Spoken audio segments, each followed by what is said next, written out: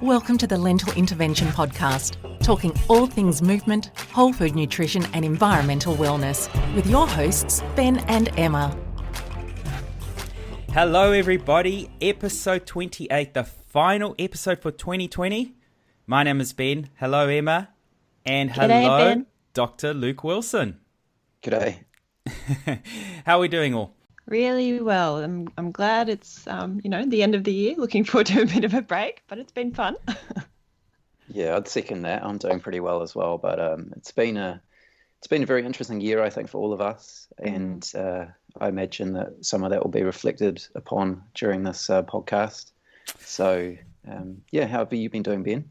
Yeah, good. I was just saying it's a recovery week for me from my training, so a little bit less mileage, a few more sleep-ins, but yeah, agreed. What a year, and we're certainly going to reflect on that in this episode, and we've got a long list here. So, welcome to our listeners, and as we've just introduced Luke straight up, Emma, do you want to remind our listeners who is Luke Wilson? Yes, all right. So it's really quite fitting that Luke's joining us for the final episode because he was actually the very first guest that we had on. So if you haven't listened to his initial podcast, please do go back and have a listen. Luke is a GP based in Wellington. He's a lifestyle medicine pioneer, a researcher, sits on the board of the Doctors for Nutrition health promotion charity. So thank you, Luke. We really appreciate you spending some time with us again today. I'm just glad that you guys were okay with having me back. Yeah. Well, we kind of owe you one because you didn't trust us as our first guest. Your reputation on the line. You were our longest episode that we had to split you into two. I mean, gosh. But no, thank you. You certainly set the bar high for us in terms of the caliber of guests we've had through the year. And we're certainly going to reflect on a lot of those amazing guests we've had through the year. So I think we should start off with a bunch of thank yous, Emma. So firstly, I guess it's sometimes it is a little challenging to tie down super busy people, but it's those super busy people that are making huge changes in our community in various aspects, and the time they've given up for us, for this episode, for you, the listener, we're very grateful for. Our second thank you has to be to our listeners. We've been watching our podcast, I guess, followers or listeners grow through the year. We've had amazing feedback from a lot of our listeners. Some of you sharing the podcasts and sharing some feedback back to us. So we're really grateful because we're doing it for you. We're doing this for our listeners. So a big thank you to you all. And lastly, just a personal one. Emma, thank you for trusting. Sorry, I didn't put that in the notes. I've caught you off guard. Put me on the spot. Yeah. But look, I mean, we can reflect on this, but we started this as, I guess, a little side project as let's see where it takes us. And, a lot of our, I guess, thinking is aligned, and we felt that there was a little bit of a gap in the New Zealand-Australia market. There's a lot of, we say this a lot, there's a lot of really good documentaries, podcasts, books, etc., but so much of that focus is not on New Zealand or Australia. And we wanted to create a platform that, or a means of raising awareness, that's what it started off as, for a more local market, and hence why the bulk of our listeners are Australia and New Zealand, although shout out to a lot of our listeners around the world, especially our growing market in the US for some bizarre reason. And Canada, absolutely. I don't know if that's because they want to move here, or so hopefully we haven't put them off with a lot of our issues here, but that's how it started. And we've put a lot of pressure on ourselves because initially we thought we'll do an episode maybe once every 2 weeks, every 3 weeks, and I think through the bulk of the year we managed to push one a week, which actually takes quite a bit of work. But thanks for your support, Emma, and your inputs. It's really nice to see this little project grow. Yeah, absolutely. Right back at you. I've really enjoyed the process. It's been great working with you, and it's also been lovely to hear the feedback from the listeners, especially with how they're taking action. So it's been lovely to hear how some people are taking action for the environment and their personal health. It's been really lovely. So please keep the feedback coming. So where to next for us? We have promised in the last few weeks a newsletter that will happen before we disappear for the year for good. No, Emma, we have to do one. So no, we will push one out this year. before the end. And also, I guess just this very briefly, next year we've got some ideas. The last few months we've launched a website because we felt raising awareness is no longer enough. We actually need to start taking action. And that's been a big little buzzword of ours. So the website's a source of good resources that we come across, either via our guests or other, areas that we find good, reliable resources. And it's also a good area to put a lot of our little initiatives that we're going to be working on or have been working on already. So the Pre-Loved Sports Gear Appeal, which we've already done this year and we want to continue doing on a more permanent basis. There's another initiative I'll talk about at the end of this potty. But we also had plans. I mean, we had plans for doing some education seminars until COVID came along. But we'll definitely be doing more interviews in the new year. So we're not going anywhere. We've already got some amazing guests lined up for sort of mid to end of January is when we'll kick off again. And more content as well. Emma? I think you've summed it up pretty perfectly. Right, so shall we kick off? So the format is you're going to be hearing a lot of clips from some of our past guests. We did want to feature from every guest, but we were selective. We didn't want to make this a 3-hour podcast, but we wanted to sum up for a few reasons. One, we learned an incredible amount through this year. And listening back to a lot of these podcasts to draw out these little outtakes we're going to play for you, there's so much good stuff. And we felt there's really good value in doing like a summary episode, hence why we brought Dr. Luke Wilson back on as well, just to get another sort of perspective on things. The other reason we wanted to do this is if you're new to this podcast and this is your first episode of the Lento Intervention, it gives you really good insight into what we're about. And if there's any particular guest that really struck you, really, it's like, wow, that was interesting, I want to learn more, then go back and listen to that full episode or listen to the whole series. And it sets you really up, really well. So, Emma, do you want to, before we kick off, do you want to just give a quick overview of what the Lento Intervention is all about? Yeah, okay. Well, if you've been following us for a while, you know that we talk to 3 key pillars of health, that being movement, whole food nutrition, and last but definitely not least, environmental wellness. So obviously there's a lot more to health than those 3 pillars, but given our personal backgrounds, that's where we can really talk to. We're recapping some of the wise words from guests this year that kind of fit into these 3 key pillars. And we might kick things off with a really great explanation of how all these important issues are kind of interlinked for true health and well-being. It really does describe the ethos of our show, I suppose. So we'll hear from physiotherapist and coach Brad Dixon first, who joined us for episode 13.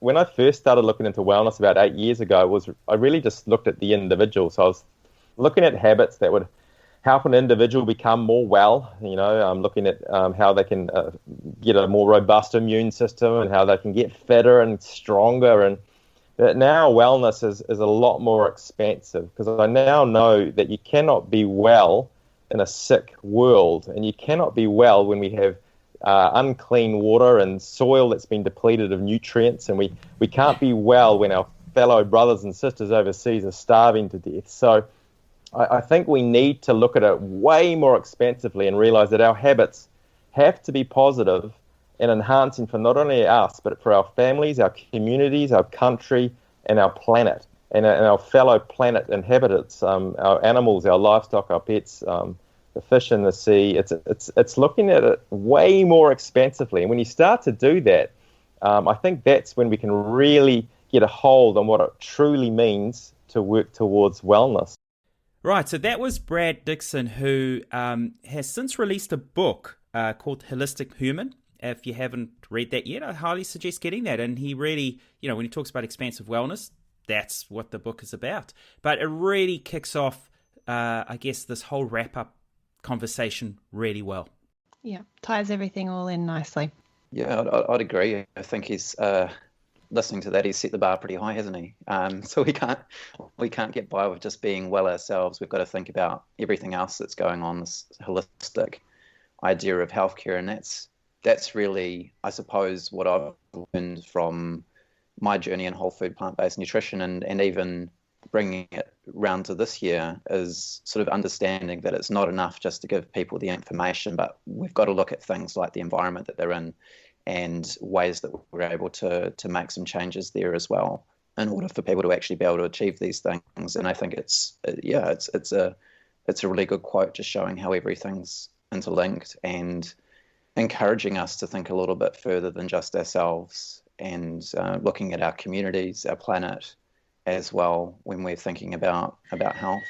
I think that's a really good, important point there, Luke, because, it's sort of a little akin to the blue zone areas where, when people look at the success of those blue zone areas, it's not just about diet, it's a whole lot of other components as well, including, purpose in life and inclusion, family, love, all that kind of stuff. So like you say, we got to take into account environment. There's a lot of other components to living a good life. So I think it's a really good segue into what we're going to now go into, our three pillars, which are movement, health, and environment. And we're going to start off with movement. It's in no particular order. I think maybe because there's a little bit less to talk there, so we'll get that one out of the way. But when it comes to movement, there's a few key messages that have come out this year. Firstly, the importance of it. In our most recent podcast, we spoke about the latest, recommendations that have come out of the World Health Organization when it comes to movement and sedentary, and the interrelation between those. And movement is important, and not just movement, but exercising, elevating that heart rate and actually exercising, whether it comes to aerobic type of exercise or strength-based exercise. And similarly, it's the detriment of living a sedentary life. So we've covered that, and that's super important, is to be active. The other thing as well that we've really touched on, and we've had some amazing guests that have really blown a lot of myths out of the water, is that living a whole food, plant-powered diet has no detriment whatsoever to athletic performance. Brad Dixon, Brad Dalrymple, Adam Guthrie, Jaden, all athletes, all excelling in their respective sporting worlds. And then, of course, Portia, who on the strength-based side of things has shown us that there's absolutely no detriment to any ability or performance on a plant-powered diet. No, I think it's great that we've got these people, because as a doctor, I don't have that kind of credibility with my patients and people that are actually out there doing their athletic thing. I've obviously got back into a lot more of my fitness and health and everything, especially this year. But I still don't have the credentials, and I'm not out there running marathons or doing triathlons and all these kinds of things. And so for me to say, because this is often a question that patients have, a lot of people are much more interested in their fitness outcome and see that as being, an indicator of health. And so for us to have people like this who are walking the talk, so to speak, who are actually showing us that, you can do just as well. In fact, you can be more than competitive. You can be winning with this kind of lifestyle, is really useful. So, I'm really glad to have learned about these people and have their experiences and their messages that I can pass on to others that are asking me these questions, because I don't have that. Maybe one day, maybe you guys can train me, you can help out with that, Ben, but we'll see. Challenge accepted. Yeah, no, I think you're 100% right. It's so it's setting the example, and it's inspiration, I guess, to some degree. So knowing that people can achieve what they have, and especially with some of these guests, it's also post health ailments as well. Someone like Adam Guthrie, taking on an Ironman post a heart attack. So lifestyle changes, dietary changes can certainly still allow you to achieve big goals. So 100%. I think that's key, and that's been a very consistent message throughout the year. Yeah, that was pretty inspiring. That was it from MI to IM or something like that was what he was saying, right? That's right. Yeah. Yeah. Brilliant story. Great. So I think we've spoken about health. So let's kick off into this one. It's going to be a little bit meaty, and we've got the perfect soundbite to kick it off. So here's Dr. Andrew Little, an anaesthetist from the Gold Coast, and he talks about change of lifestyle. definitely think it's a multidisciplinary team. So you need sort of everyone on board. It's not just sort of one person, but I think everyone needs to. And I don't know one doctor who. Well, I do know some doctors who just don't follow any evidence, but not many doctors wouldn't say eat more fruit and veggies, And the hardest part is that this is a lot of people will always say, oh, you got to die of something, and they'll smoke and smoke and smoke, and then I'll see them in clinic, and they're about to have part of their lung chopped out, and because they've got lung cancer, and I'll say, oh, do you smoke? And they go, no, well, I quit now. And I think, well, it's a bit late now. They quit once they've already got cancer. No one's quitting before it. And this is the hard part. We're addicted to food. We're addicted to calories. And we know that every time we eat, we get this dopamine release in our brain that stimulates our reward pathway and encourages us to keep eating. And that, if you believe in evolution, then that is an evolutionary trait to eat a high-calorie feed. It's a survival mechanism. Exactly. And it's really hard to overcome that. It's really hard to overcome these unhealthy behaviours because food tastes so nice, exercise is hard, and to change people's beliefs, it takes a lot. And we know that people don't really want to change that much. It takes a lot of energy for the brain to change its behaviours, and the research shows that it's really hard to convince someone what is the right thing to do. And this is the whole theory of instant gratification versus delayed gratification. No one wants to consider the benefits of a healthy lifestyle, 50 or 40 or 30 years down the track. They just want the instant gratification of the food that they're eating, that big juicy burger that's full of fat and salt and sugar and whatever. That's what stimulates the brain. And so that's what we're up against. And a lot of people point the finger at the medical system, but the medical system has evolved to meet a demand. That's right. And humans, as much as I tell people to be healthy, they don't really listen, and that's the hard part. There are a select few that will listen, but it's trying to get people to change their mind, and it's really hard, and that needs to be a multidisciplinary team, I think. So one of the common themes we found with talking to a lot of health professionals is that, we're waiting till we're sick. We're waiting till there's a problem. And we know that with all sorts of other things in life, prevention is better than cure. There's now a lot of documentaries. There's a lot of evidence. There's a lot of stories, success stories, but also a lot of, maybe you don't hear them as much, but the non-success stories. Why are we still waiting till we're sick? Why are we still waiting till there's a problem when we know what we're doing is causing that problem?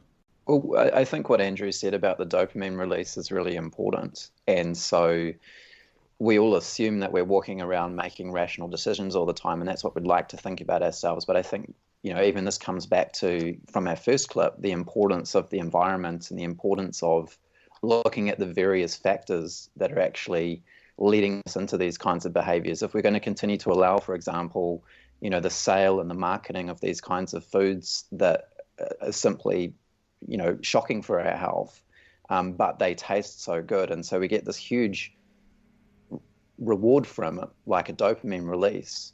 And so it is like, the words, the thinking about this in sort of an addiction kind of frame is not a terrible way of thinking about it. But if we're going to say these foods or these practices are addictive, then what's the reason that we're allowing them to be sold, advertised, marketed, and as accessible as they are? We saw this after the lockdown, for example, in New Zealand, where we took away there was no fast food for a while, and then as soon as it was back in, it became this thing. And the reason for that, I wouldn't blame people for that at all. I don't think it's people not thinking about things. I think it's just people acting on these foods that are comforting for them. And the same goes with most of our lifestyle behaviors. We know these things. When I was listening to your episode on, talking about the guidelines around exercise, I mean, I can tell my patients until I'm blue in the face what these guidelines are. But the fact is that the reason that they're not exercising comes down to things like, time is a big factor for many people. They're working these jobs, they're commuting, they're doing this and that and the other thing.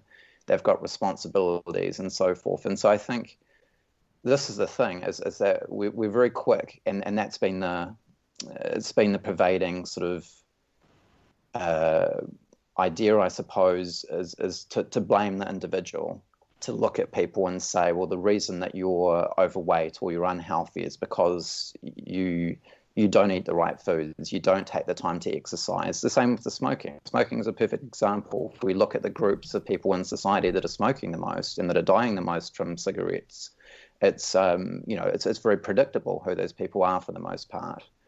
And it tends to be people from lower socioeconomic groups. In New Zealand, it's disproportionately Maori, I believe, Maori women.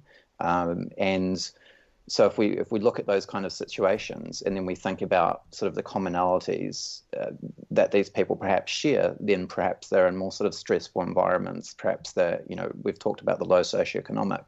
If you can't afford to go and have sort of like I did earlier in the year, and I talked about in my first thing, I went and had a nice holiday in Fiji for my 40th birthday. But if these are the kinds of things that seem like impossible for you to do, then maybe just getting by every day is what you're trying to do, and then having a cigarette every so many hours actually relieves stress for people. And that's one of the reasons that we find when they stop smoking, like they'll put on weight or do other things, is because it's replacing something else. And so the dopamine hit that they're getting from that or whatever is what's maintaining that behavior. 100%. I think it's a really important point that you make, that of course people can make individual changes, but until we address like the systemic kind of problems, it's always going to be an uphill battle. So it's definitely a tough one. It is. I mean, that's what I was thinking about when you were talking through those exercise recommendations. I was like, well, this will be great. Whose responsibility is it for us to meet those exercise recommendations? Is it us as individuals, or wouldn't it be cool if, how we used to have in New Zealand, previous government brought in the idea that we would have all these kind of goals that particular DHBs would be meeting, and they would be trying to, so were they meeting their immunisation target? Were they meeting their smoking cessation targets? Were they meeting their, wait time and emergency targets? The idea itself is not a bad one. I just think that they chose the wrong kinds of things. But wouldn't it be great if, say, like, the politicians or the DHBs took some responsibility? How many people in our DHB are getting the recommended amount of daily minutes of exercise? And then the reality is that the DHB will be able to do very little about it. The health board, that is, for those of you listening in Australia or the rest of the world. Then, if they were unable to do it, then maybe it becomes the responsibility of the government to be saying, well, how can we actually make sure that people are getting these? We know that they need to be able to be getting this many minutes of exercise a week. Is it because they're being lazy, or is it simply because they don't have time, because they don't have, because they have jobs that are like 40 hours, 50 hours, 60 hours a week or whatever? And they're spending their time on the weekends, doing the basic things, doing their shopping, their washing, the things that they need to do for that one day, and then they've got like one day perhaps to themselves. So I get, and I think I've brought this up before, is a good area to work with is the younger generation, because that's where you're instilling habit that not all the time progresses into the latter part of life, and like you say, work commitments and shift work and all sorts of other stuff take over.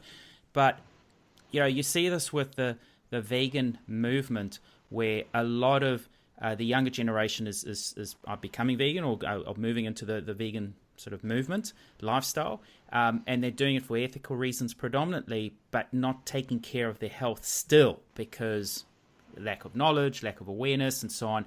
So we're not, whilst going vegan is great because we're reducing or eradicating completely consumption of animal-based products and so on that we know can cause health ailments, but they're still eating the junk foods and the processed foods and so on. So, when we come to movement as well, it's the same thing. It's why don't we start instilling habits and information and drive that at an earlier age, so that you might not do as much, even though recommendations actually say you need to be doing more as an adult, but at least there's some kind of, I guess, understanding. So, again, with the government, policies, district health boards and so on, well, again, when you get down to the root problem, how do you instill the change?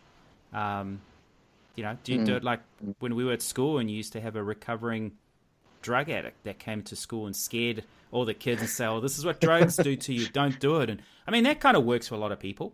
So do we need to do that?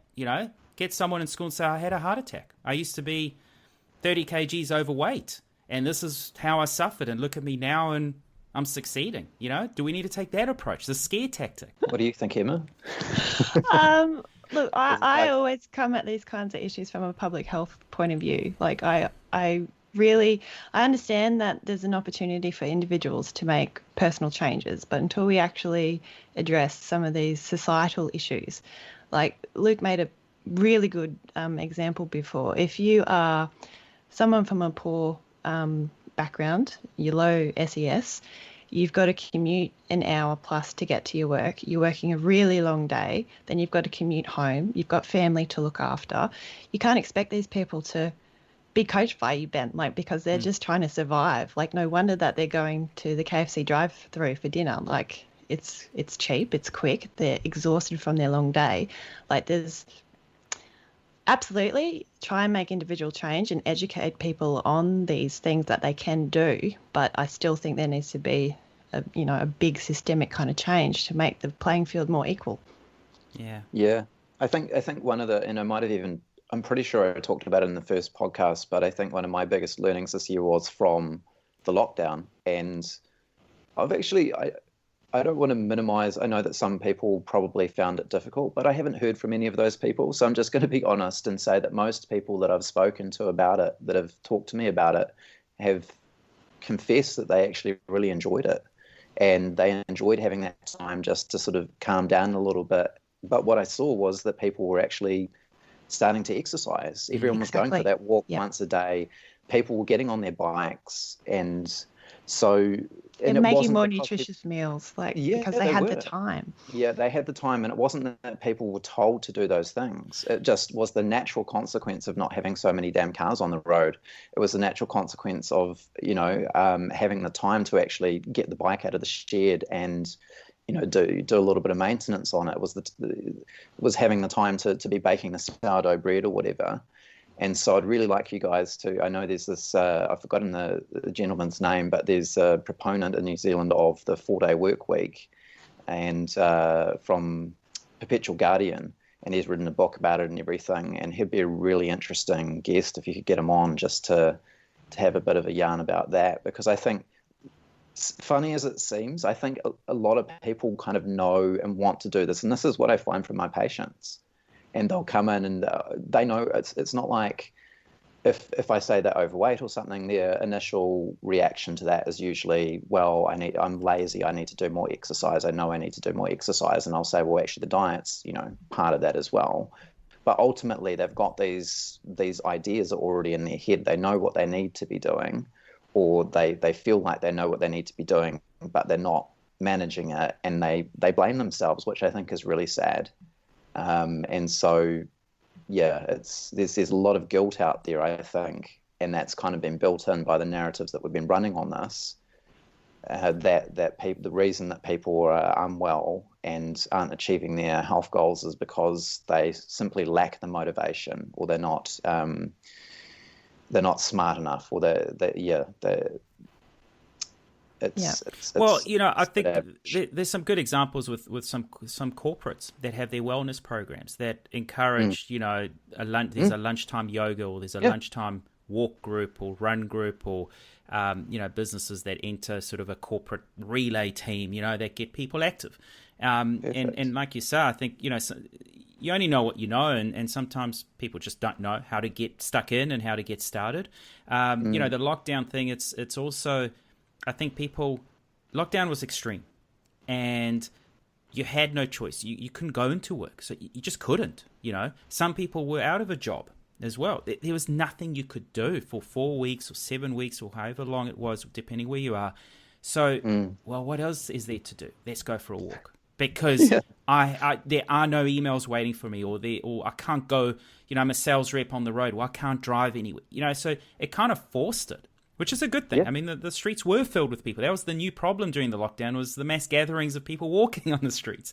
But I think, where that sits is certainly an interesting discussion to be had. Oh, yeah. But there definitely needs to be leadership in that. And it has to come from both angles. Like, we can't say 100%, it just has to be led from the top. Yeah. And there's definitely a place for people doing their own thing as well. But, and we need that to happen before we see, because we know that we're not going to see this change necessarily coming from the top tomorrow. It's, brings us back around to the climate change thing. Of course, it would be great if all of the governments would declare an emergency straight away and they would all start doing things. But in the day-to-day at the moment, what we have the power to do is what we can do for ourselves as well, and set an example for others. And that's something that you guys have talked about quite a bit this year, and I think that's a really good message as well. Yeah. So it's not one or the other. And this is always the argument, isn't it? It's all genetics or it's all lifestyle. It's like, no, it's bits and pieces of both of those things, and we can argue about how much it is of one or the other, but to say that one's important doesn't mean that the other one's unimportant necessarily. Exactly. Come at it from all angles. Yeah. Well, we've touched on a little bit about, poor eating, weight loss, obesity, and so on. And I think this next little clip here from Dr. Portia D'Anvers sort of touches on a few key points here. So let's have a listen to her. In terms of the general population, obesity, I think, is around about 60% in Tasmania. And this is something that is so preventable and so easy to treat. I mean, it's obviously difficult to promote change and to implement change and to have that change long term for people and to have their habits altered. But it's free, it's easy, and just by implementing a whole food plant-based diet, most people will lose weight and will have, a healthier body composition after, 3 to 6 months. I think there are multiple research studies that show that. So when we talk about multiple studies that show that, there is one in particular that obviously stands out. Luke, 30 seconds. Tell us what the broad study was all about. It was about basically just demonstrating what Portia was talking about, which is if you decide to change to a whole food plant-based lifestyle, then you'll lose weight very rapidly and very easily. And we demonstrated that with, in a randomized controlled trial setting in a community where it was similar to what she's talking about in Tasmania. There were very high rates of obesity and obesity-related diseases. And I think an important point to make there is, tying this in with what we were just talking about previously before Portia's clip, is you didn't just tell people what to do. You set up a really good support system there to help them through that journey. 100%, and that's the thing as well. And so a lot of what I've, the kind of realizations that I've come to is that, people really miss that support when we weren't giving that to them anymore. And that was part of what we were trying to achieve with the study, was to show that there would be long-term change. And this is always the imperative that's placed upon our lifestyle interventions. But the reality is like, if someone's taking a medication, which is, arguably the alternative, it's not like we say, hey, just take your statin for 12 weeks and then we'll see whether your cholesterol stays as great as it was when you were taking the statin. It's just silly. So we need to have a bit of, I suppose, leniency for the idea that we need to continue on with these programs and things, and there's nothing wrong with that. Once you've created a great group in the community that's supportive of each other, and you've started them down the path of this, you want to continue on with that, and you want to find what are the ways that we make people maintain this at 2 years, 4 years, 6 years. And so the broad participants, the actual intervention happened about 6 years ago now, and I'm not 100% familiar at all with what's going on with all of these people anymore. But my suspicion is that, we'll definitely have some people that are still doing really, really well with this, but we'll also have some people who had the information, saw the change in themselves, but then weren't able to maintain it. And I honestly believe a large part of that is to do with the situation that they find themselves in. Was it a situation where they could just go to the supermarket and all that was staring them in the face was, fruits and vegetables and whole grains? Or was it a situation where they went to the supermarket every week or a couple of times a week, and everything that's on special and that's, promoted to them are the foods that aren't whole food plant-based and that are going to make the most money for the supermarkets, which of course are the ones with the long shelf life and the cheapest ones to produce and the ones that are the tastiest. And as I'm sure that everyone who's ever tried a whole food plant-based diet has experienced, if you've gone a while doing this and then all of a sudden you try one of these foods, oh my gosh, it tastes like heaven. It's like it's so good because your taste buds adapt, right? So they adapt so that things like, of course, the fresh grapes and blueberries and all these kinds of things taste amazing. But then if you're going to have one of these other foods, a lot of the time, sometimes you're like, oh, that's just sickly, but sometimes it actually does taste pretty damn good. And so then all of a sudden you've got this situation where you can easily get hooked back in, and everything in our communities is pointing them in that direction. So it's unsurprising to me if some people haven't been able to maintain it. And so one of the answers to that is, of course, extending the intervention. And I think it was a touch of, I don't want to say genius or brilliance because that makes it sound like we're talking ourselves up. But the thought that we had of getting people to actually cook these meals, I think was really useful because then they learned the skills that they needed. But we've got to remember that one of the main things about maintaining a whole food plant-based lifestyle is that you have to continue to go against the grain at the moment, and you have to, if you go to a restaurant with your friends, well, then you can't find something that's 100% whole food plant-based. Usually you can do the best that you can, but at some point that continual need for resistance against what's going on and what the direction of the current, there's probably a good analogy to made there against swimming against the tide or the current or something like that. And so there's only so long that you can do that. I think most people will have a threshold for it, and some of us, we can do it forever, but others, it's more difficult for them. And so we need to have a situation where, if you go out and you feel like having a pizza or something like that, there's a whole food plant-based option there. Or that's the only option would be the ideal, wouldn't it? The default option. Yeah. Now, weight loss is not the only benefit of moving to a whole food plant-based lifestyle. And we've seen that with a number of our guests, a lot of them even health professionals. Emma, do you want to touch on some of the guests we've had and what they've recovered from? Absolutely. Yeah, so episode 4, we had Shamiz from High Carb Health, and he's, been able to reverse a very debilitating disease, IBD. Grant Dixon in episode 8, he regained his health after a heart attack and went on to produce a brilliant documentary about it. We've already mentioned Adam Guthrie, who also, is thriving after a heart attack. Episode 20, we had James Wilson. He had a history of pulmonary embolisms, and now he's happy and healthy. And Dr. Sam Gartland in episode 16, he's been able to put his MS into remission, and he had quite a debilitating, bout with that. So it is really powerful stuff. And from a weight loss point of view, I think personally it's the most effective tool in our toolkit, even moving, broader than the broad study. The big, Epic Oxford and 7-Day Adventists, we saw a linear kind of step-down approach in weight, with the vegans being the only ones that actually were within the healthy BMI range within the 7-Day Adventist cohort. So it's really powerful stuff. It's just about getting people to adhere to it and educating them on the benefits. Yeah. And we also know, of course, the direct correlation between being overweight and the risk of, a health ailment such as a heart attack or even diabetes or, anything like that. So, it's a direct correlation. It's still important. So you lose some weight, you're also reducing the chances of suffering from a health ailment.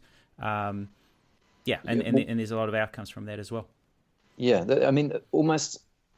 it's almost an Achilles heel of a whole food plant-based lifestyle is that it fixes too many things. And so from a medical perspective, that makes it very, very difficult for us to sort of comprehend, because we're used to having this approach where, our medications or our procedures will be specifically targeted at one thing. And so it makes it more difficult to even, when we did the broad study, we weren't looking to make this a weight loss study, and that's where it's turned out. That's where the publication ended up going. But we were really doing it to look at all the kinds of benefits that they were getting, and so they got that 30% or so reduction in medications compared to if they hadn't been on it. It just even during that year that they were on the program.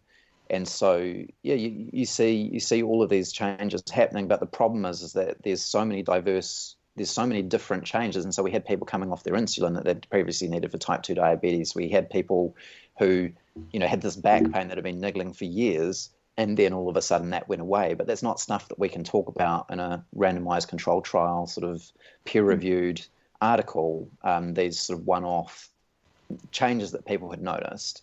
But they're all noticing them, and so it's really a tricky situation to be able to research, and it's also a very tricky situation to be able to convey to health professionals and doctors, because essentially what you're saying is that the diet that you use for heart disease is the same as you use for MS, which is the same as you use for arthritis, which rheumatoid arthritis, which is the same, and the things that perhaps interlink them all are concepts perhaps like the microbiome or inflammation and things like that. And so you've got to really look again. You've got to take it a level above how we even think about disease. And this diet's also going to reduce your risk of cancer, and maybe some people have even seen some remissions in their cancers due to changing their diet and lifestyle as well in this way. So it's very, very difficult for us, just how we're even trained in medicine, for people to really be able to grasp that concept, and for patients as well.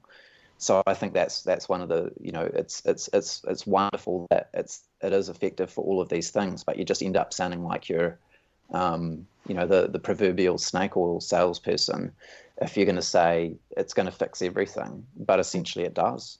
I mean, yeah. And it's not just about fixing. Because we a lot of the focus with the health related guests have been on recovery from something. Yeah. But we've also had a couple of guests, Dr. Tasia Ketch, a GP in Nelson, and Dr. Andrew Little as well, talk about the little ones. So it's not just about recovery. You're able to thrive right from, I was going to say conception even, right through pregnancy, and then, as soon as all life stages. There we go. Well put, Emma. So, those have been really enlightening to hear as well. And Luke, I mean, you've had some patients, or whether you call them patients or not, but people that you've advised through pregnancy and so on as well. And no issues there. So yeah, this is perhaps one of the most exciting things for me, is that this, over the last year and a half or so, obviously I did a lot of advice for people around exactly what you were talking about, Ben, is fixing problems that they already had. But literally over the last year and a half, like the last 18 months or so, there's been a huge number of people getting in touch about plant-based pregnancies and intending on bringing their children up plant-based, which I think is just so encouraging for the future. And so it's been an area where I didn't really know a whole lot. But it's been an area that I've needed to upskill myself in a lot. And since then, and I've had a look around, as I usually do, around the research, around what other people in this area are saying, and that's what I've been able to base my advice on. But it's really positive for the future, I think. And it's always one of the things that I've regretted, is that I didn't get started on this earlier. And perhaps the same for both you guys as well. And so now there's these kids that are going to have, from the start, from literally conception in many cases, and we know how important even the maternal nutrition is during the pregnancy, even as far as things that sound pretty silly, but if the mother's eaten certain foods during the pregnancy, the child's more likely to like those foods. So if she's having broccoli and kale and that kind of thing, even though obviously for kids those are quite bitter tasting normally, but they're more likely to like those things later on in their lives. And so it's and that's a pretty basic example, because we know that there's a lot of epigenetic changes and so forth that can be switched on and off during that period as well.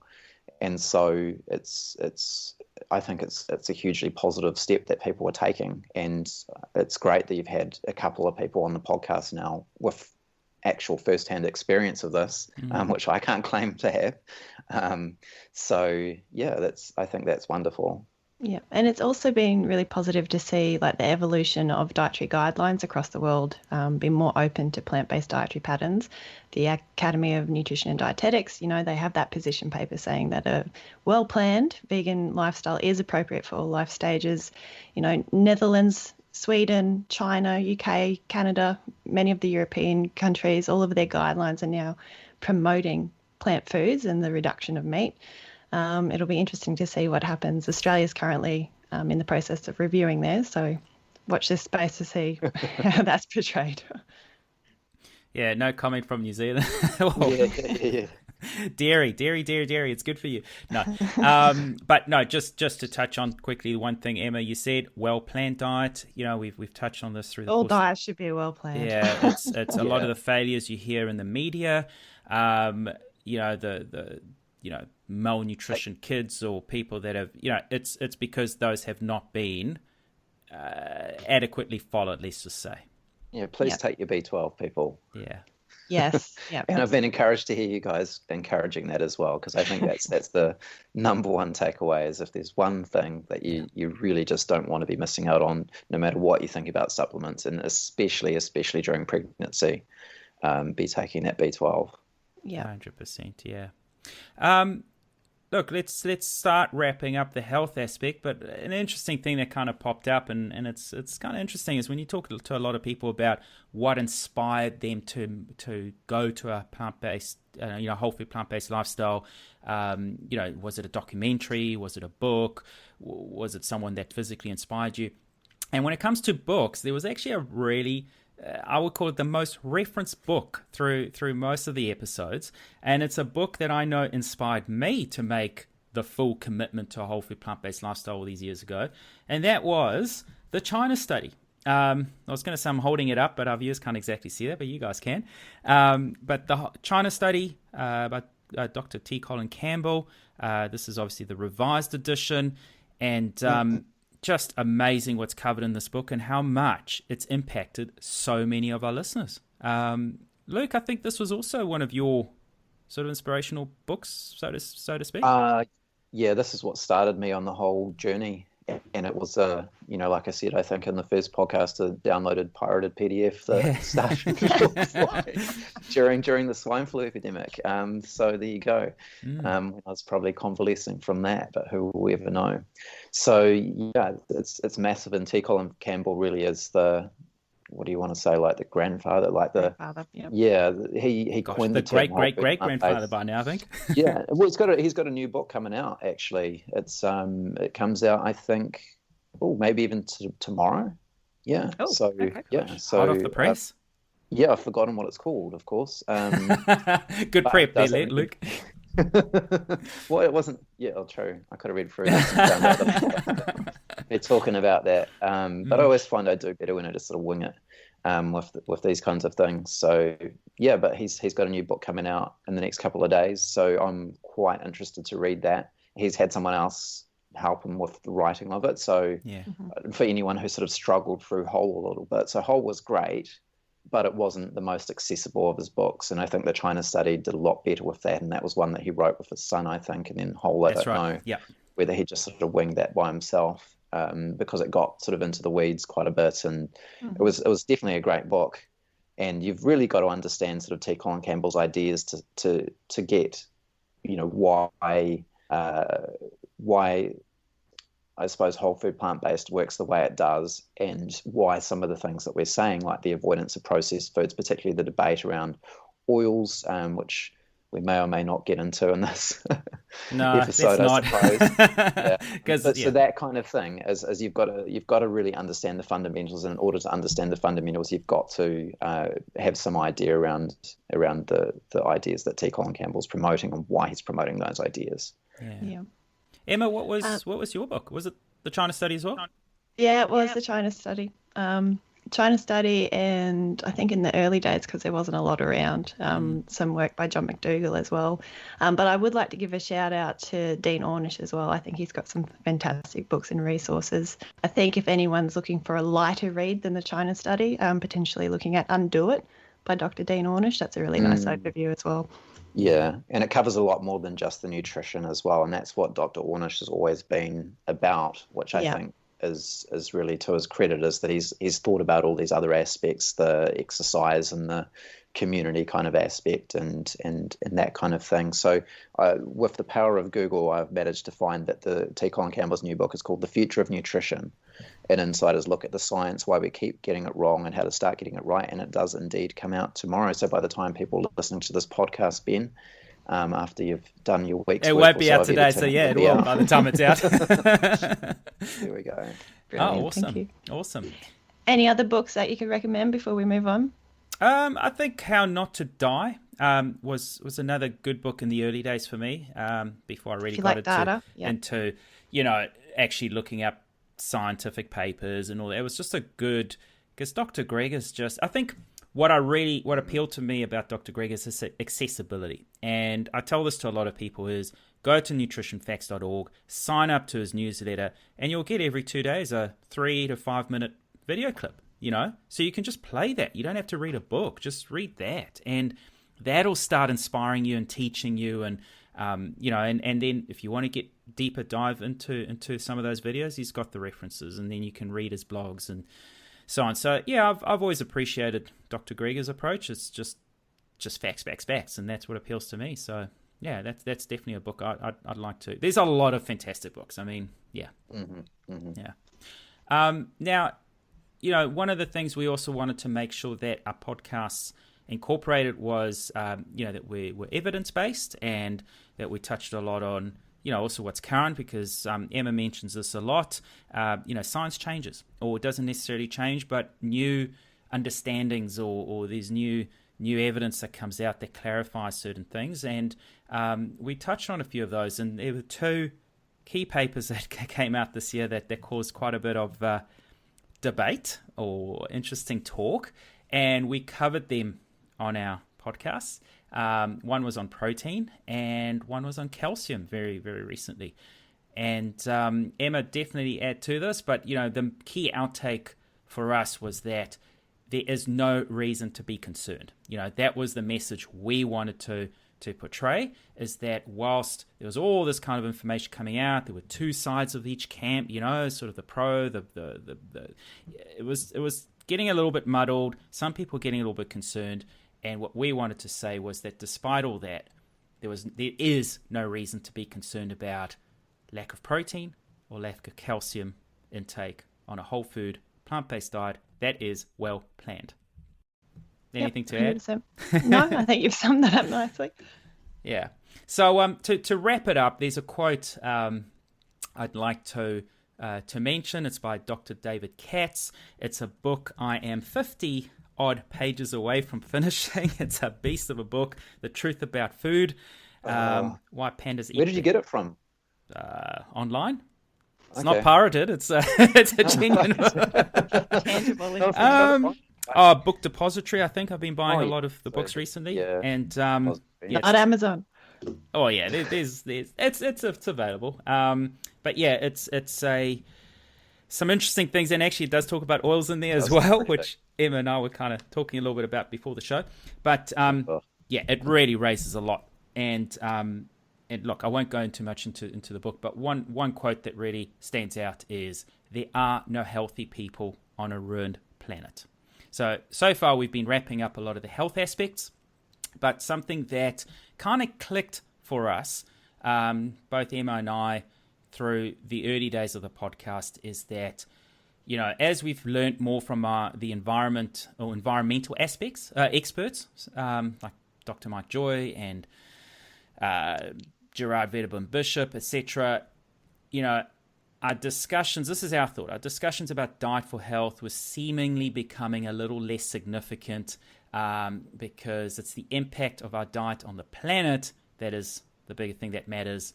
There is no point in being the healthiest person possible if there's no planet to be on, and that was kind of something that health is important, and we still need to, do what we need to be doing to make positive changes. But the planet, there's no point in being the fittest, strongest, active, healthy, inspiring person if there's no planet to stand on. So I'm going to use that as a segue to move into the deeper topic of environment. So we kicked off the year, a bit of a focus on on health, of course, and then episode 12 we had Dr. Mike Joy, who's a freshwater ecologist, and episode 14 we had Gerard Vedabin Bishop, who's a environmental scientist in Queensland. And between those two episodes, that's where we really started getting feedback from a lot of our listeners. It just felt like, wow, there's a lot more we need to learn and understand. Over a period of years, we took all the satellite imagery that was available, Landsat satellite, and we built up a picture of now more than 30 years of deforestation in Queensland to a very accurate level. And it's probably the most accurate data in Australia. But that's important because Queensland's home to about 3/4 or more of Australia's tree clearing. So it's great. It was really good to get a picture of what was happening in Queensland. We had a team really well resourced. We had a team of over a dozen people, and we crawled across the countryside. We wore out a 4-wheel drive every year, ground truthing our satellite imagery. But the figures, if you like, I'll go into some of them now. The figures are just staggering. You might have noticed when you see a new suburb, for example, we all live in cities. So when you see a new suburb develop, it might be beside the road, and you think to yourself, "My God, that used to be trees. It's all gone now." And it might be, say, a square kilometre, 1 kilometre by another kilometre by a kilometre, and you think to yourself, "Wow, that's a lot of trees." But the amount of clearing that's going on in Queensland still is about 400,000 hectares per year, which I'll break that down for you. That comes to more than 1,000 hectares a day, 1,100 hectares a day, which is about 2.5 kilometres long and 5 kilometres in the other direction. That's 11 square kilometres a day. So every day we're clearing the equivalent of several suburbs. Okay, so I'm just going to recap this very quickly for our listeners, because I know when Gerard said it at the time, I was blown away. When I did the editing of that, I was blown away again, and I'm blown away again. At least 3/4 of Australia's tree clearing occurs in Queensland, and currently 400,000 hectares per year. So per day, that's 2.5 kilometres down one way, 5 kilometres down the other way. That's a rectangle. That's how much per day is being cleared. More than half is virgin bush, and 90% or more is for pasture grazing. Now, we said that during the episode that everyone was up in arms early in the year, so a whole year ago almost, about the burning of the Amazon forests. Everyone's sort of like, no, we're not going to consume palm oil because of the destructive nature it does in Southeast Asia, which is great, 100%. But gosh, do we actually understand what's happening in Australia? And we had Jeff Reed on the show. Deforestation, there's not a lot left to deforest in New Zealand, but it's still happening here. It is incredible. And this is how we're going to kickstart this conversation. So, thoughts, team? Deforestation is a huge, huge issue, not only in Australia and New Zealand. Globally, we cut down 15 billion trees a year. 15 billion. We're not really, we're using and abusing the environment, and it's going to come back to bite us, basically. And, just a few other little stats here, and that I've got from one of the books I'm reading, and I'll refer to that shortly, but 45% of land on Earth is used to raise animals and food to feed them. Now, 5% is used to grow plant-based foods consumed directly by humans, supplying 80% of the calories. So there's a huge disparity. And then let's touch on one of those foods, one of those crops, over 93% of all soy grown is fed to livestock. And most of the soy is grown, you guessed it, on rainforest cleared land. And we know that in the Amazon, we won't go into details, meant to be more of a summary, so we don't want to repeat too much, but a lot of that is also because China's kind of said, well, we've had a lot of deforestation, let's start cleaning up our act, but we still need the soy, so let's push that problem onto someone else. We know that Australia exports a lot of soy, and even then, if it's not exporting, it's for your own livestock. So, yeah, we can go on and on and on, but huge impact on the climate. And when you say livestock, sorry for butting in, but I just want to let people know this is not just beef. A lot of people think, oh, I won't eat beef anymore, I'll move to chicken. But a lot of that soy is actually ending up at, UK factory farm chicken facilities. So 100%. it's definitely a widespread problem. So let's talk a little bit about the impact, and who better to kick that off than Dr. Mike Joy on the New Zealand impact of agriculture. Like all of the world where climate change is a biggie, and it's a symptom. I always get a bit frustrated with climate change gets so much, because it is incredibly important, but it's kind of seen as a problem on its own. But it's a symptom of a planet and economic systems that drive growth. And so we've had incredible growth both in human and cow numbers, animal numbers, and impacts in New Zealand. And so they're linked together. So climate change, I guess, is kind of overriding everything. But at the same time, we are polluting our waterways at the same time as we're polluting the atmosphere. The bunch of greenhouse gases that come from intensive agriculture. So to kind of put it in perspective, if you think about a population of New Zealanders I think it's just got to 5 million. We have about 10 million cattle. But when you look at the impacts, human equivalents, then it's between 14 and 44, depending on what you're looking at, human equivalents for every cattle beast, especially dairy cows. And this is really important for people to understand too, that dairy cows, lactating dairy cows are like a car. If you think of your car, when we're sitting around our engines just idling, but a lactating cow is running at full revs because they've got to produce all that milk, and so the whole system is sped up, and so the waste side of course there's a lot more goes in and a lot more goes out of a lactating cow. So but 6.5 million dairy cattle, and about the rest are beef. So 10 million equals the impacts minimum of 140 million humans, but much higher than that for some of the other things. So 5 million versus 140 million, and you see what the problem is in New Zealand. It's sure humans are bad and having huge impacts in their wastewater side of things, but when it comes to freshwater and greenhouse gas emissions, then half of our greenhouse gas emissions come from animal agriculture, and most of our freshwater impacts come from animal agriculture. But we don't have a huge area in horticulture, but where we do have it is very polluting as well, for the same reasons that we're not that it's a very industrial system.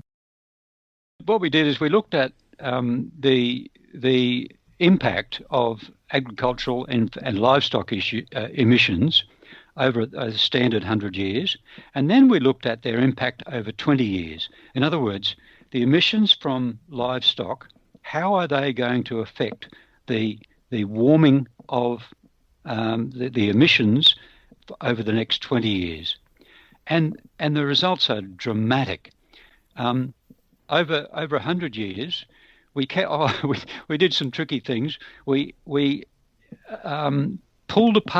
teased apart the data on deforestation, and we attributed that to agriculture.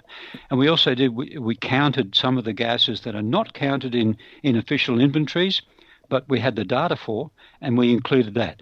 And over a 100-year accounting, it turns out that agriculture is responsible for just over a third of Australia's emissions. But we looked at over 20 years, and we found that over half of the national emissions over half of the national emissions come from agriculture, and just under half come from livestock, because livestock produce so much methane. They produce. There's this other category called prescribed burning of savannas, which is just pasture maintenance. It emits a lot of methane. They don't count the carbon dioxide because that sunk the following year. But it emits a lot of methane. It emits a lot of another uncounted gas called carbon monoxide, which leads also to tropospheric ozone, etc., etc. I won't go into that, but if you include the deforestation in there as well, we found that at almost half of the Australian emissions over that 20-year period, right, mind, we're not forgetting about what happens after then, but over 20 years, almost half the national emissions are livestock emissions.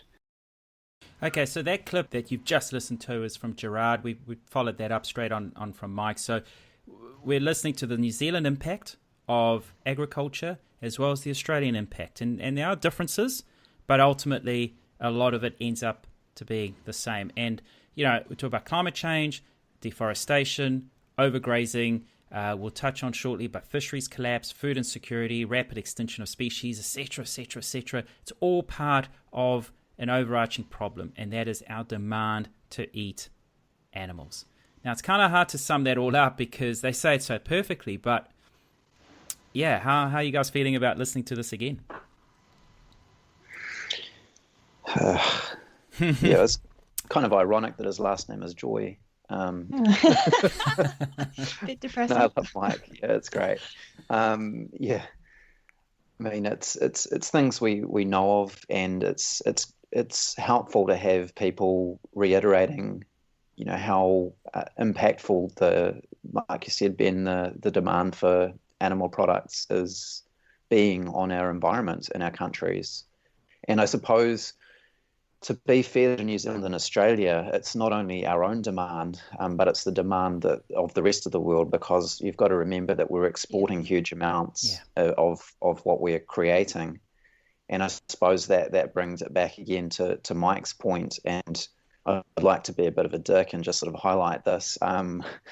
But so from the outset is when we're listening to all of these things, the clips that we have coming up, we've got to look a step or two behind it or above it, if you like, and think about what's driving all of this. And ultimately, it doesn't take a genius to work out that what's driving all of this is economic. Yes. It's this growth mindset. It's this mentality that Mike was talking about, where we expect to have a certain amount of consumption, and it's not the whole world that's driving climate change. It's the well-to-do countries. Absolutely. It's New Zealand, it's Australia, it's the United States. It's now becoming China as well. It's all of these countries that have, the poorest countries, despite having some of the highest populations, their environmental impact is considerably less. Absolutely. And so we've got to be thinking about this in terms of, is the problem in fact the system that we're in at the moment, where there's this continual drive for us to push for economic growth, for us to have, we glorify people for basically excessive consumption in our society. And I think, this year has maybe been, in some ways, the turning of the tide on this, because we did have that period where all of a sudden we realized, hey, what's actually important in our lives is, I can't go to the shops anymore. What are the essential services? And most people probably found that their lives weren't too bad without the non-essentials. And that's certainly been something that I've been concentrating on this year, is seeing, how little can I get by with buying? That's not sort of the essentials. Yeah, no, I 100% agree. And I'm really happy that Mike actually touched on that point of view. I mean, individually, we can take action by buying less and consuming less and changing the way we eat and live and travel. But there really needs to be like a fundamental change to our current system. It's quite obvious that the global economic system isn't working for the majority of humanity. So we need to make it fairer. We need to stop this excessive kind of consumption. And I know this is a little bit of a tangent away from the environmental issue, but like, as an example, Jeff Bezos, like, he got $48 billion richer since the start of the pandemic, yet 43.6% of the world are living on $5.50 a day or less. Like, this is not a fair society. And as you mentioned, Luke, like from a climate impact point of view, it's the more privileged countries that are doing the most to contribute to global warming. So we really need to kind of step up to the plate here and do our fair share to combat that as well. Yeah. I think the part of the problem is that the wealth and wellness of a country is measured by its economic success, and exports for New Zealand and Australia. I mean, look at their beef now with China. Excuse the pun. Is based on exports. And like you say, I mean, if New Zealand for the last 100 years only, the agriculture was just for personal consumption or internal consumption, then maybe we wouldn't have the issues that we had. But that's, Emma, like you say, it needs to be changed on the health of our natural resources, on people, and caring for the biodiversity and so on. That's how, externally, I feel that's how people still see New Zealand. That's how they still think, oh, New Zealand's an amazing country because it's this clean green concept. Well, we've busted that myth already. It's not. I mean, New Zealand's doing whatever it can to increase exports, to increase its wealth and so on. So, yeah, look, I mean, there's a lot of there's personal change we can make, but it's a systemic change that needs to happen. Yeah. And that's a biggie for sure. And I think Ben, you mentioned the beef with China, if you like, and I think that's a perfect example. Is that we've known for years the kinds of human rights abuses. I don't want to take this too political, so we'll keep it short. But we've known what China's been doing, but we care less because we want to continue profiting. And they're now New Zealand's, I believe, there might even be a number one export market. And so, a lot of the talk around the most recent situation with Australia is, oh, should we side with Australia? But if we do that, then maybe China's not going to want to buy our milk, and it's like, well, that's not good enough. And we need to get to a situation where we say, look, if these people aren't going to treat their people well, just like we did, back in the days when South Africa wasn't sort of pulling its weight, and they had that situation over there. The rest of the countries in the world just said, well, that's not cool. We're not going to trade with these people. We're going to put some kinds of we're going to put, I suppose, morals before profit, and that kind of thing should have been happening with China a long time ago. And I think we wouldn't find ourselves in the kind of situation that we've, that Australia is now experiencing, if people had made that call a little bit sooner. Yeah. But anyways, that's political enough for now. No. And look, and just to add one extra little tangent, because we can, it's our podcast. But, the flip side is also on personal consumption. It's the argument of purchasing $5 T-shirts and $1 this and that and super cheap. But again, when you talk about treatment of people, well, then why is it so cheap? Because people are slave laborers, basically. They're hardly getting paid of anything. So, yeah, it's bigger picture, but anyway, liberalism. Yeah, let's pull it back in, and let's there's another quick soundbite we wanted to use for the impacts of agriculture before we move on to intensive farming, and this is on the hot topic of nitrous oxide.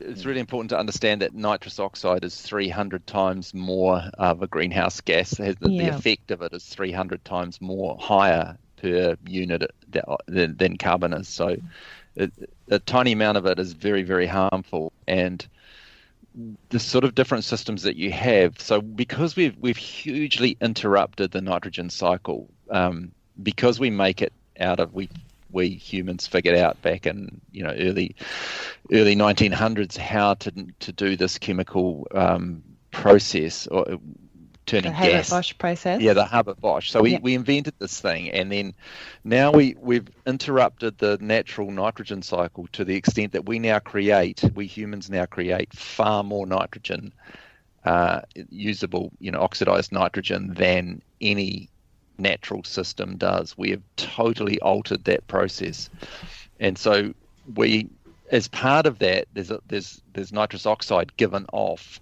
from the sort of conversion or the oxidization of that nitrogen. And so we're matched, and you can measure it the same as you can measure carbon in the atmosphere. You can measure parts per million nitrogen, and it's going up at a very similar rate to what carbon is. And this this artificial nitrogen process that we're involved in is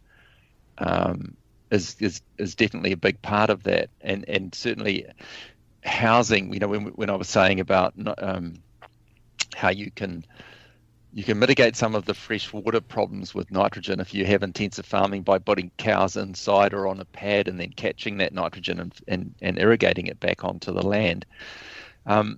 But then you increase if you have them inside and do that, then all of that urine lying around gases off and lets off a lot of nitrous oxide into the atmosphere. So you gain. The problem is that the system's broke. If you fiddle with it, the system's broken, that it's too intensive. And if you go, all right, we'll put them inside and that will save our waterways, well then, that you'll improve the waterway situation, but you'll make the atmosphere much worse because of that nitrous oxide loss. Okay, so thanks, Mike, because that's a nice little segue into our next little subsection of intensive farming. And the impacts of that, and we had Jeff Reed on the show a few episodes ago, who he does a whole bunch of bits and pieces around the country, but one of the things he does go around and capture and creates content around the impact of intensive winter grazing, especially. And it's again, his stuff's very visual. You've got to look at the photos, the videos he creates, and you can see the impact of that intensive grazing that you see on the land, the rivers, and those rivers and streams flowing into the lakes and oceans, and it's quite horrific. And just the thing about the nitrogen is, crop monoculture, which is part of the issue here. That reduces soil fertility. I mean, we had a whole episode on that. But that, as a result, leads to the increased use of chemicals to bring up the nitrogen and mineral levels. So, there's a hugely increased use of artificial nitrogen and by way of fertilizers in most cases. And then obviously the effluents from the livestock as well. So that's having a huge impact on our land. That's right. Yeah, there's been some really crucial papers come out in the last 5 years looking at the planetary boundaries and the biochemical flow, so the nitrogen and the phosphorus use. We are now beyond the risk of uncertainty. So we're in the red. We're in a really high risk situation. We've now used more than we should have, and we don't really know what the negative outcomes are going to be from that. So again, it comes back to that system change and doing things less intensively, going back to how we used to farm, so not these massive monoculture crops. There's other issues with intensive farming, and we're living in a world of a serious pandemic right now, and that is... there's a few things on that, and one is the conversation around antibiotic resistance. So we had some fantastic guests on the show, the co-authors of the Green Protein paper that was designed for New Zealand. And I guess we're Yasmin Debu and Dr. Andrew Knight, and in this first clip of theirs, they talk about the impacts of intensive farming and disease. And the intensive farming industry is perfectly set up to be a disease factory, actually, because you've got three really important things. One is you've got really large numbers of animals which are crowded together closely, so you've got ideal conditions for transmission. Secondarily, you've got really poor hygiene because these facilities are often operated on an all-in, all-out system, which means that the animals are placed in there, for example, a whole bunch of meat or broiler chicks, and then they're grown up to marketable body weight, and then they're cleared out, and the actual shed is not cleaned until they're all cleared out because it's not really physically possible to clean them whilst they're all in place. So they actually grow up and reach their marketable body weight in conditions of increasingly poor hygiene. The substrate, the floor of the sheds become increasingly soaked with manure and urine, and they spend increasingly longer periods of time on that substrate, and they actually start to get inflammation, irritation of their skin and chemical burns in the latter weeks of their raising period. So you have conditions of poor hygiene. We see the same thing for dairy cows in giant sheds and laying hens and other intensively farmed animals.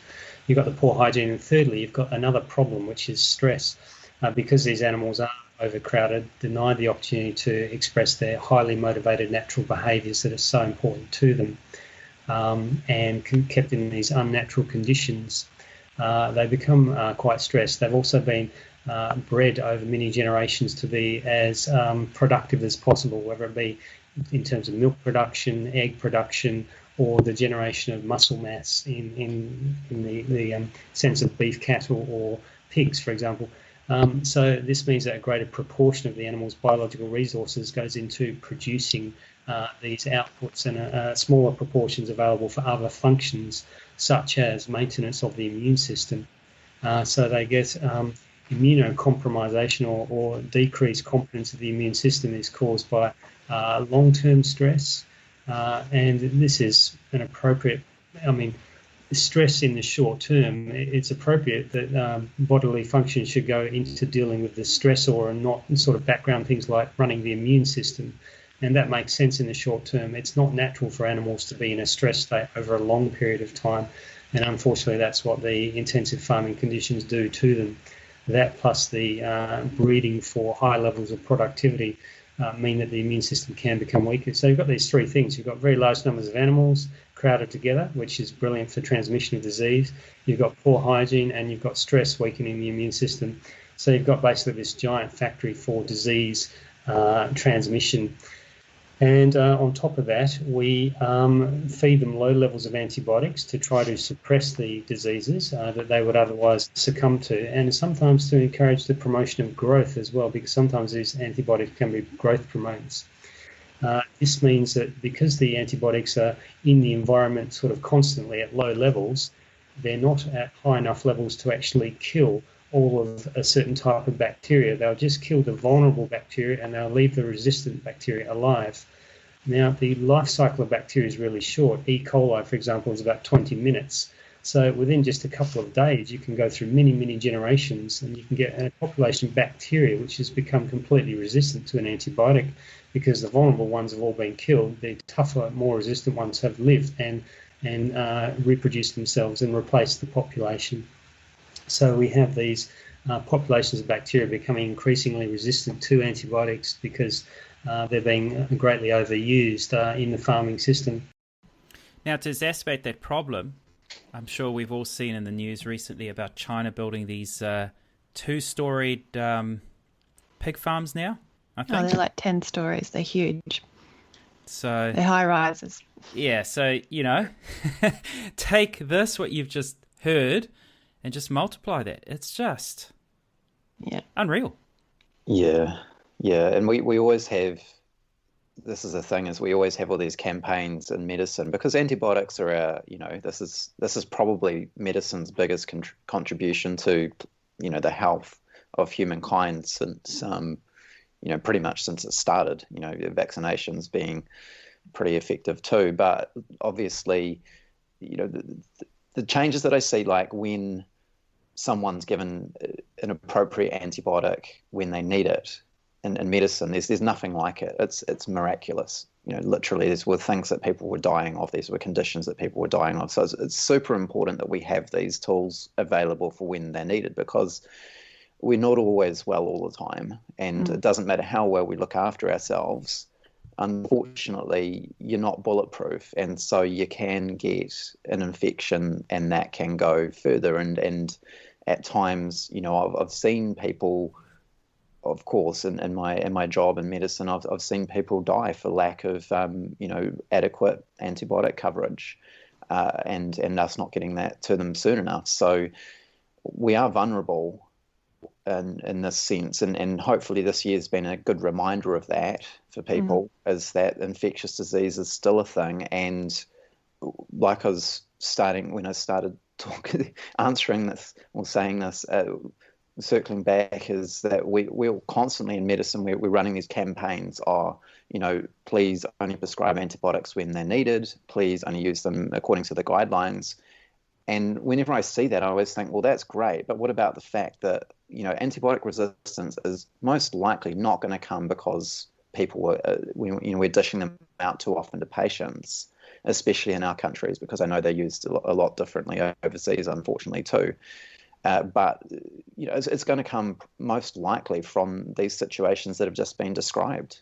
Is these new superbugs are going to come from animals, and it's going to come from the fact that we're using our antibiotics simply to enable us to have this kind of intensive animal agriculture situation that's just been described.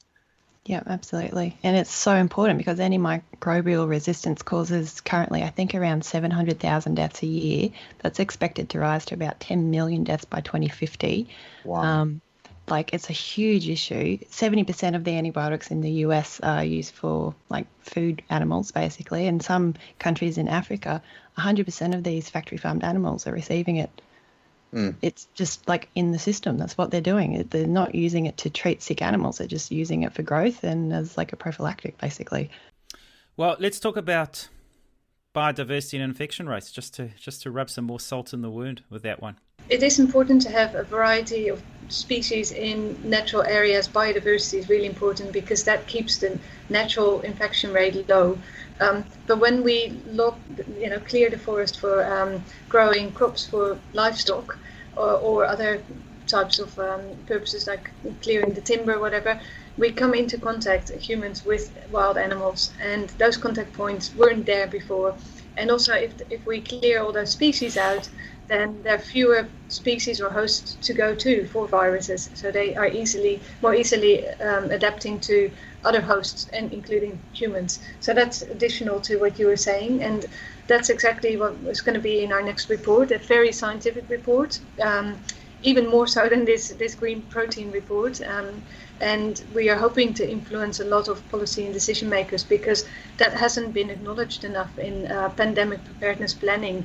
Everyone's talking about, we need to be better prepared and have more PPE, and we need to have better hospital plans. And no, that's kind of dealing with the inevitable. We can address the root cause, and we should address the root cause.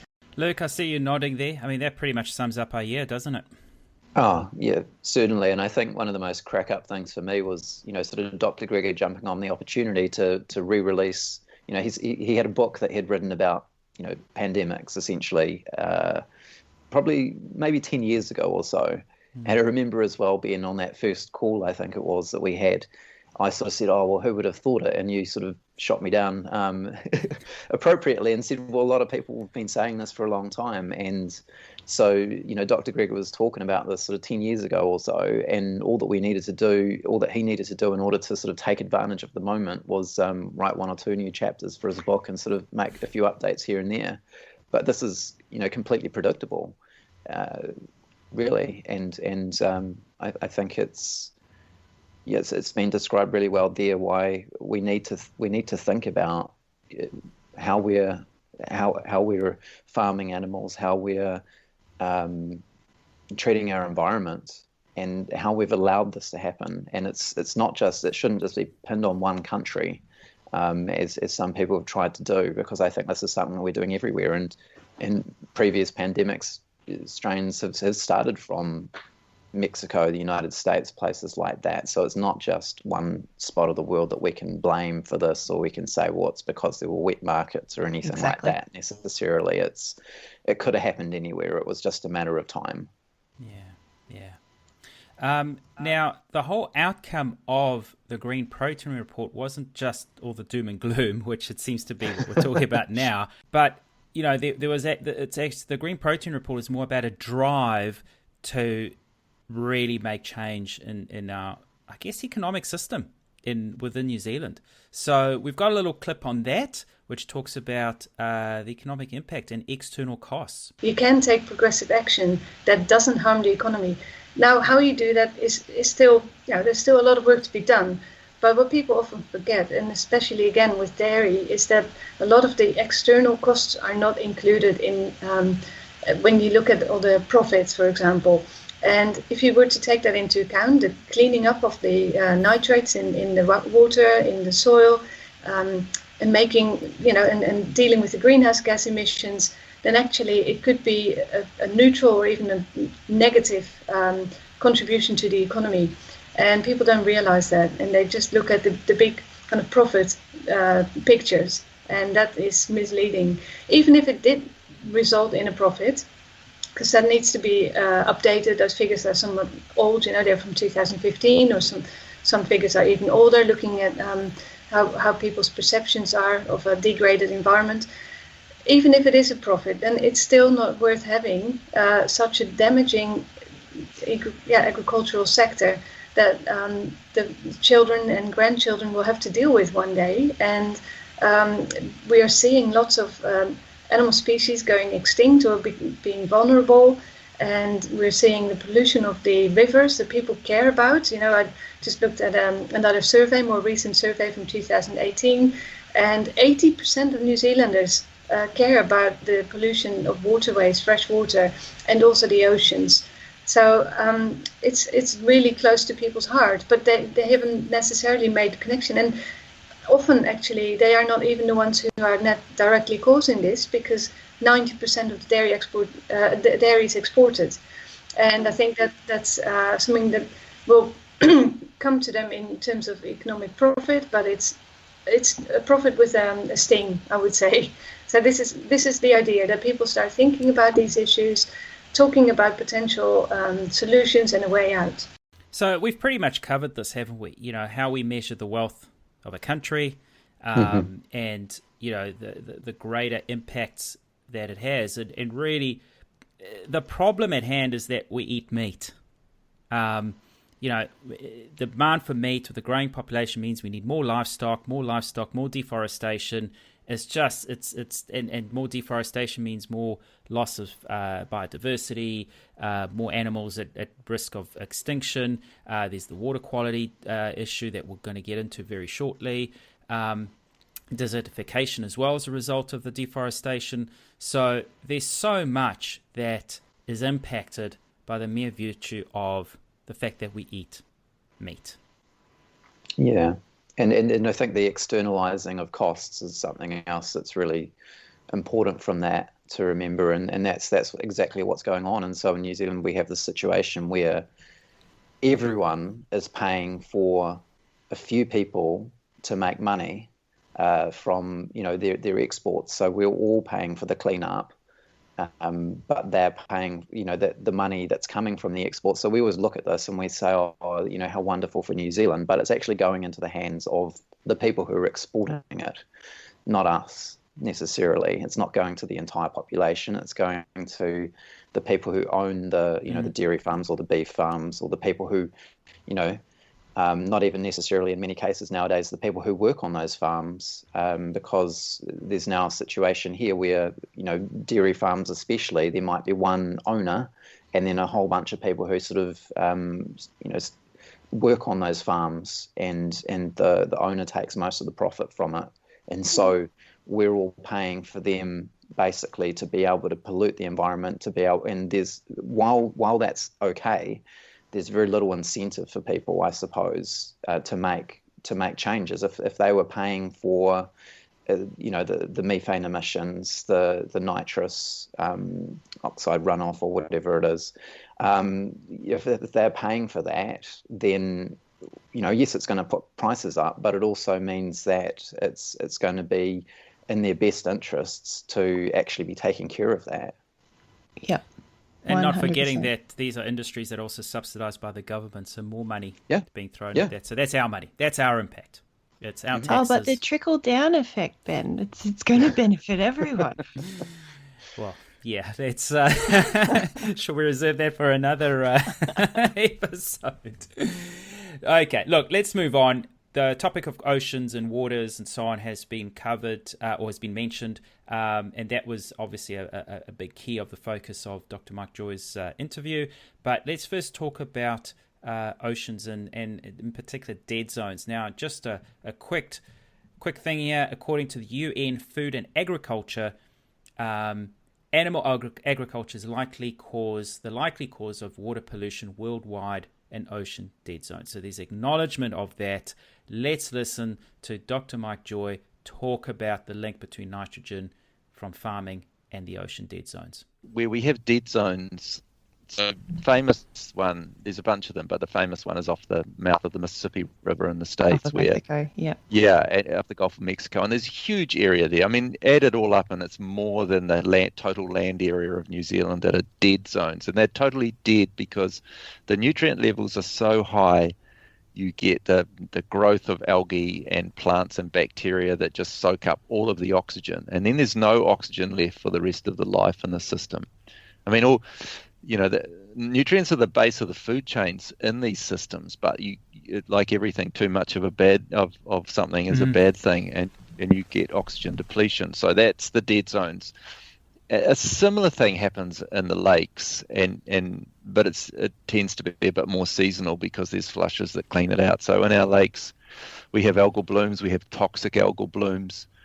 40% of, or more than 44% of the monitored lakes in New Zealand are considered polluted, and that they've flipped into another trophic state because of excess nutrients. So they're not natural anymore. They've gone into another state, and they can't handle it. So you get oxygen depletion causing all sorts of problems, and you get changes in the natural cycles that happen. Okay, so as Mike mentioned, our lakes, 44% of them, of the monitored New Zealand lakes, are considered polluted. We know that also approximately just over 70% of our rivers in New Zealand are polluted. So that's a lot of our fresh water. But we also know that in Australia there's a significant impact of agriculture, some might say indirectly, but definitely linked, on the Great Barrier Reef. In the last 10 years since I left, the focus of the tree clearing has gone to the reef catchments, to the Burdekin and the Fitzroy. And that's been an incredible tragedy. It was well recognised in those days that the biggest pollutant of the Great Barrier Reef, the worst threat to the reef, is the fine pollutants. The sediment that was washed out of the rivers, the very fine pollutants that stay in suspension. So it's washed out of the rivers, it gets plunged out into the Barrier Reef Lagoon, and it settles on the reef, or it covers the reef in this fine silt, which depresses the amount of sunlight that reaches the corals, and it allows it suppresses their vitality, so the crown of thorns go nuts, etc. So this was seen as the major killer of the Barrier Reef. Now they see the major killer as the temperatures from climate change, and also the acidity in the future. So sediment is still the biggest killer of the reef, and what they were doing in the Burdekin and the Fitzroy and other catchments that funneled out onto the Barrier Reef was clearing like crazy. The bulldozers, they don't give a damn about the watercourses. The bulldozers just flat out, full steam ahead. They just the creeks, the watercourses are just flattened along with everything else. And 70%, they do a reef report every year, and 70% of the sediment that goes out on the Barrier Reef is from grazing lands, not from sugarcane or other agricultural lands. So grazing is the big one. So there's the link. We're clearing forests because we need more land to put cattle or sheep or whatever livestock, or grow grain or other food to feed that livestock. Because we're clearing all the native forests and native bush or natural sort of native grasslands and so on, the topsoil is being eroded by heavy rain or heavy, livestock sort of use, and that's what ends up in the waterways. And a lot of that could also now be polluted because of that excess nitrous oxide, etc. That's in the waterways. That's the sediment that reaches the Great Barrier Reef or other protected marine sort of areas, around New Zealand, around Australia, or anywhere else. And there's the problem. So, is the problem restricted to land? No, it affects the whole planet. And we've also learnt in the past that I think is it about 30% of the carbon is sequestrated by the oceans. And then that also contributes to, the imbalances with why the oceans are warming up and so on. So it's a massive problem. More acidic. Yeah, a massive problem that impacts all areas of the planet. So we've spoken about the water quality in the oceans, but now what about the I was going to say the wildlife, but the sea life in those waters? And we had Brad Dalrymple, who works for Ocean Protect, but he's a great expert on water quality and the impacts of pollution in the water. He also runs or co-hosts a podcast themselves called Ocean Protect, and they also have a wide range of guests that focus specifically on water and the oceans more particularly. So, yeah, let's talk a little bit about fish. Seen as healthy, good source of omega-3s, protein, lean protein. A lot of Pacific nations or a lot of island nations rely on that as a major source of food, of nutrients. But there are some issues with it now. So let's first have a listen to a clip from Brad, and then let's talk a little bit more about it. If you look at the figures coming out of the United Nations, again, we know that about a third of our fish stocks are overfished, and essentially the remainder are essentially at their limit. And there was a talk a few years ago that they thought that all fish stocks would collapse by 2050. Now, that's probably unlikely, but we're certainly putting a lot of pressure on our fish stocks. And we do know that we're essentially at our limit currently. And that's, from my perspective, really scary, given that a third of the world's protein comes from the ocean, and we're basically at the limit already, and our population is still growing. And what's also worthwhile noting is when you have these fisheries, they don't just catch fish, they catch what is referred to as bycatch.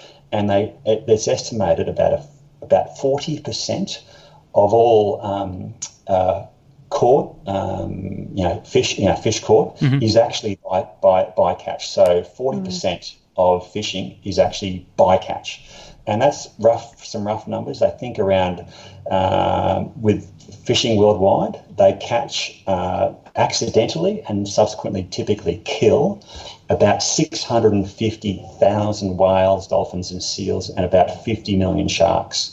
Gosh. And that's crazy. So it's, people love dolphins and whales, but to be honest, you're killing those in crazy numbers when you essentially consume fish.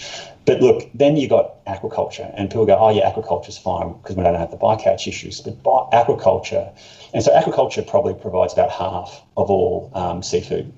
But aquaculture is crazy polluting and uses a lot of food and energy. So I'll give you an example. Just to create 1 kilogram of tuna, I roughly need about 9 kilograms of what's called fish meal.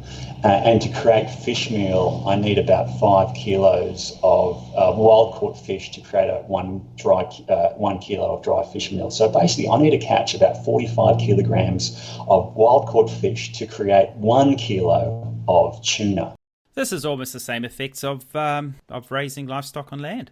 How much resources and energy it's taking to produce food on the plate. Yeah, it doesn't sound very sustainable, does it, at all? And I mean, because we always get asked this as well, as everyone's always saying, oh, fish, it's so much healthier for you and everything. And it's like, well, it's healthier for you in comparison to, eating other kinds of meat, essentially.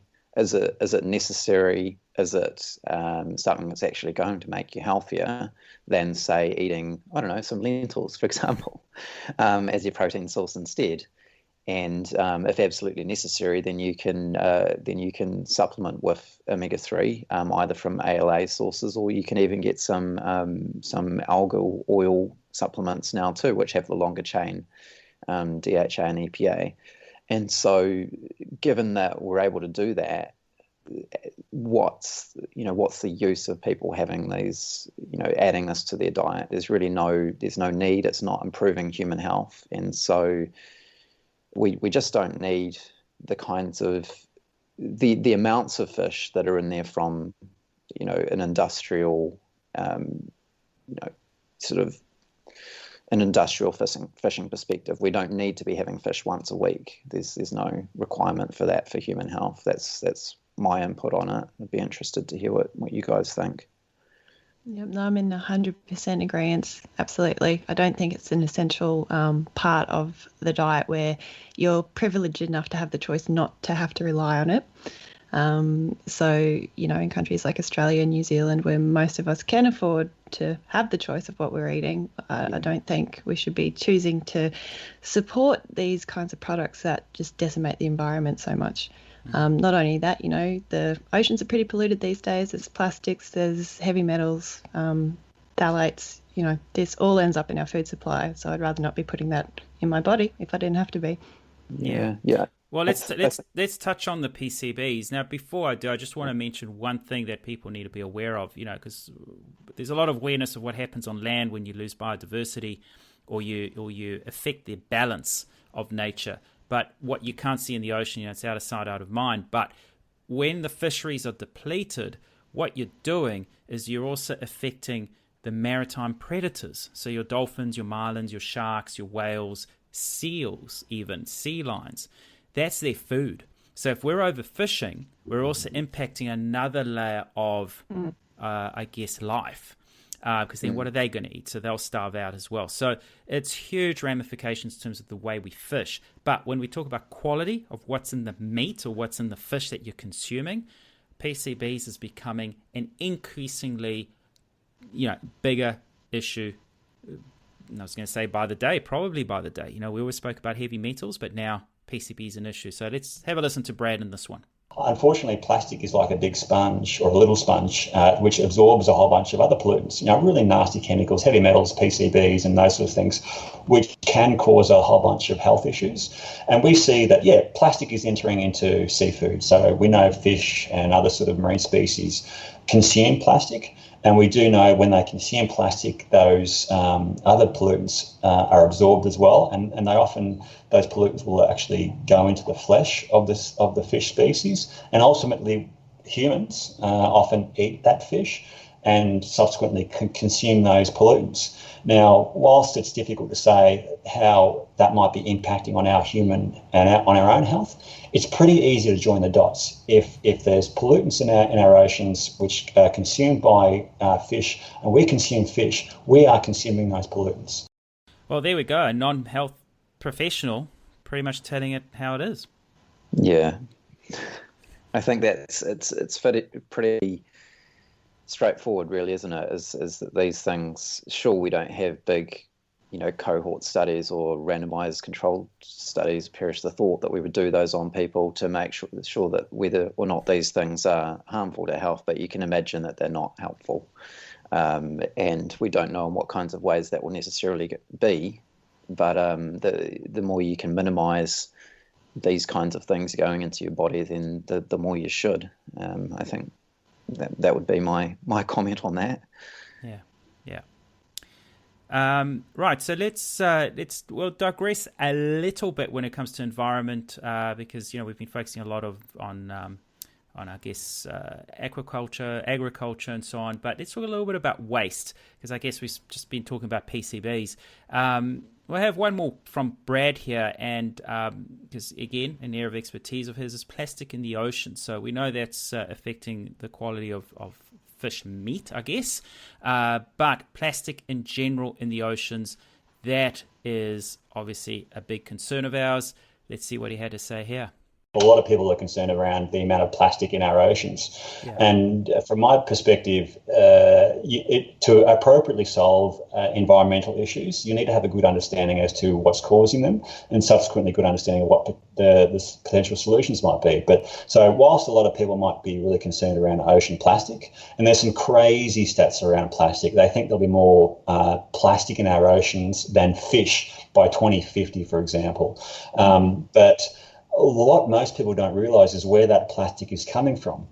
And they think about 80% of all plastic in our oceans is actually from land-based sources. And the key mechanism as to how that plastic gets into our ocean is via stormwater runoff. So when rain falls on the ground, it essentially washes the land, and that stormwater runoff makes its way into our creeks and rivers and ultimately our oceans. So, and with our urban environments, you've got a lot of people and a lot of impervious surfaces. And we've essentially designed these drainage systems, these underground systems, to convey stormwater runoff away from our sort of people and property as efficiently and as effectively as possible. So, and they're great ways of essentially getting stormwater away. But ultimately, that away is our creeks and waterways and ocean. And then when that runoff washes our streets and pavements and car parks, it washes a whole bunch of pollution into our waterways, including a lot of plastic. And just to add one thing I remember learning from that episode is that when we talk about the plastic that comes from land sources, is that 20 to 30% of plastic that ends up in the ocean from land sources is from tire degradation. So there's a lot of sources that we don't even think about. Wow.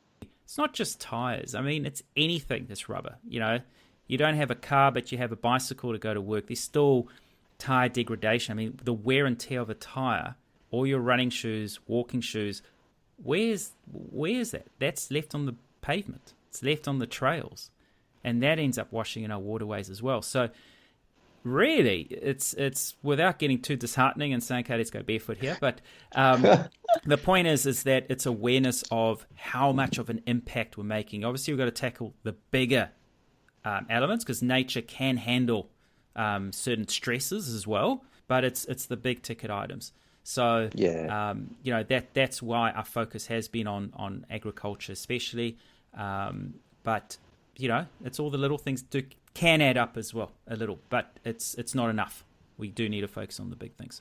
I think, if we deal with the cars, then we can probably get away with the rubber from our running shoes and so forth. Bikes and shoes, Yeah. Now, speaking of waste, we had Hannah Blumhardt on the show who spoke about the zero waste hierarchy. I think it's a nice little clip that sums up a lot of what we can do about waste in general, and just being a bit more reductionist in terms of the way we live. So let's have a listen to that, and that'll effectively wrap up our little segment on environment. The zero waste hierarchy is basically, some people know of it as like the 5 R's or the 6 R's or whatever. It's basically the one that we share is the 6 R's. It's 6 words that start with R. And the trick is really that you follow it in the order set out to most effectively reduce waste. So it goes like this. The number one thing we do before anything else is we refuse what we do not need. And then we seek to replace things we do need that might be wasteful with a non-wasteful alternative. Whatever you cannot refuse or replace, we just reduce our consumption of. We reuse whatever we physically possibly can. Then we start to think about recycling. And whatever we're left with, we should be able to rot in a home compost. And I guess what's really interesting about the waste hierarchy is that the focus is on waste prevention and reduction and the reuse of resources before things like recycling. And this is what sets zero waste apart from many waste minimization strategies that so often just focus on things like recycling. Correct, which is not where we should be putting our resources and our energy. So there we go. I think nicely summed up by Hannah in terms of those little changes we can do as individuals, but of course, bigger picture. So let's move on and let's sum up the link between diet and planet, and why the shift in our focus. And I think we had Dr. Kate Wiley on the show a few episodes ago, and she really touched on the link between climate change and health. And here's a little outtake from that episode. All the things we're going to get from climate change and are getting now, like it's already here, are health problems. The World Medical Association has declared a climate emergency. Lots of medical associations in Australia have declared a climate emergency. And that's because basically because it is one. It's the biggest climate health problem of the 21st century. And the health effects are vast.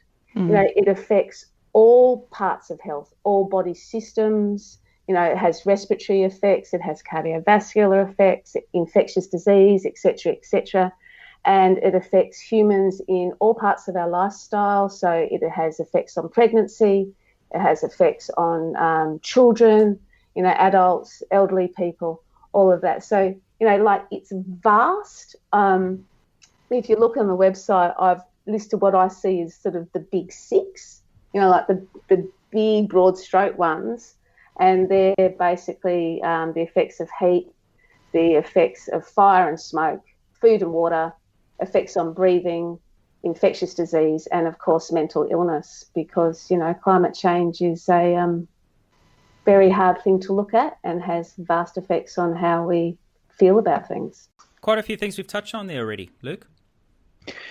Yeah, I'd say so. It brings things quite nicely full circle, doesn't it, really? And it shows exactly what you were, alluding to with that quote from David Katz, which is that, you know, we can't expect to be healthy in ourselves if we don't have a healthy climate to live in and a healthy planet. So, yeah, I think it's a great outtake. And then, when we talk about the health impact, we're going to link it back again to the impacts of intensive farming. Dr. Mike Joy really brought out some scary statistics on water quality and obviously the impact it has on health.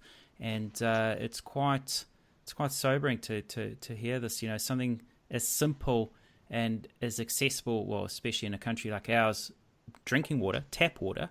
That can also be an issue as a result of effectively what we choose to eat. So let's just have a quick listen to that. So we know what people are drinking in New Zealand, or at least we know from the public supplies, the commercial supplies.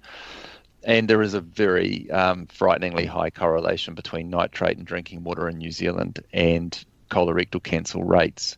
New Zealanders will, if they read about this, will be worried in that we have the highest rates of colorectal cancer basically in the developed world of countries that keep records. We have the highest rates, and within New Zealand the highest rates are in Canterbury and South Canterbury and Southland, where nitrate levels are very high in aquifers down there, because, and it's very recent, it's happened, you know, in the last 40, 50 years with the intensification, especially the last 20 odd years of agriculture in those areas and irrigation, so that you have lots of water flushing through from irrigation, but also dairy farming happening and where it never would have. It's only because we alter the ecosystem by adding all this water that we get this problem. Luke, something as simple as tap water can now be an issue. Yeah, well, I've been drinking spring water during our podcast. No, actually, I have been, because there's you can get it at certain places, and there's in Wellington there's More Wilson's has a tap, which comes from the spring. So but that's obviously not the answer. So I guess again it just shows and emphasizes why you guys are talking so much about the environment on a podcast that ostensibly, at least from the start, was, you know, about health. And so these two things are interlinked, and we've mentioned that so many times already in this episode. And the colorectal cancer link, I think, is a really good example of that. And it's probably not the number one risk factor for colorectal cancer, but it's very interesting that you can show that increase. And it's ironic that the very thing that's probably actually increasing the colorectal cancer issue in the first place, which is the consumption of the animal products, is then also affecting the water quality, which is then also increasing our risk of colorectal cancer. So it just shows how intricately all these systems are interlinked, and when we really mess with them like we have been, then you can just expect trouble. And, when we talk about water, we also talk about the amount of water that is utilised for especially dairy farming, especially, Auckland is technically still under water shortage, and yet we know that urban cities or urban dwellings or, built up areas use as little as 1% of water. A lot of it goes to farming, and especially livestock farming. But whole food plant-based diet is not just about not having animal-based products. It's also not having processed, super refined foods, etc. And here's an interesting little stat I'm just going to throw in very randomly. It's brand new, never heard before on this show. It's from a book called Soda Politics. The author Marion Nestle, no relation to the big corporate Nestle. And she talks about the environmental impact of the soda industry. And how fascinating is this? I mean, I don't know. I can't remember. I'm scrambling through my notes. I can't find how many liters of water it takes to create 1 liter of milk or whatever it is. But between 340 and 620 liters of water is used for every 1 liter of soft drink produced. And 20% of that is related to packaging. So when we talk about preserving water,